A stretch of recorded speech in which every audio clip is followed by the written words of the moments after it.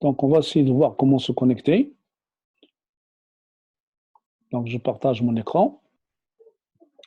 Je place, si vous voulez, ça ici. Puis après, alors, donc on choisit un navigateur, n'importe quel navigateur.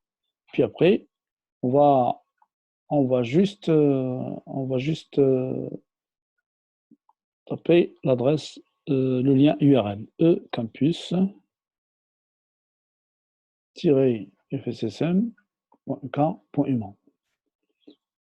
Bon, alors, en haut à droite, connexion, puis après, le mot générique. Donc user, c'est toujours la première lettre du prénom, point, le nom, puis après le mot de passe.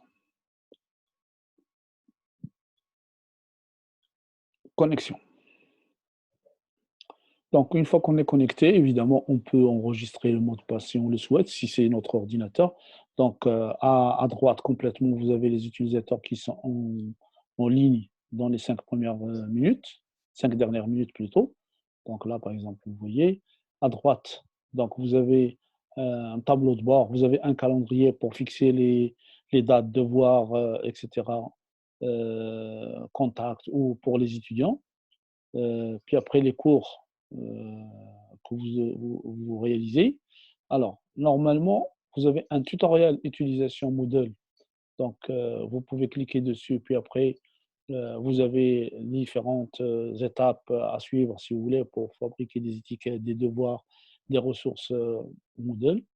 Donc, si vous voulez accéder rapidement à votre cours, donc vous cliquez sur la rubrique, si vous voulez, licence filière licence fondamentale ou bien licence professionnelle ou bien master. Puis après, vous pouvez taper votre nom, valider et vous avez l'ensemble des cours normalement auxquels vous participez en tant qu'éditeur. Par exemple, je prends le cours, celui-là, je clique, évidemment, là, je peux défiler, je peux faire un certain nombre de choses.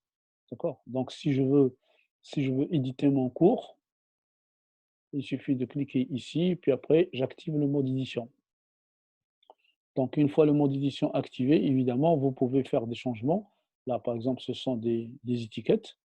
Je peux rajouter des étiquettes, je peux rajouter des devoirs, des ressources. Donc, il suffit d'aller, si vous voulez, vers ajouter une activité, et vous avez l'ensemble des activités qu'on va aborder une à une par la suite concernant Moodle. Donc, on choisit l'activité qu'on veut, puis après, on ajoute l'activité. Donc, on va passer les activités une par une.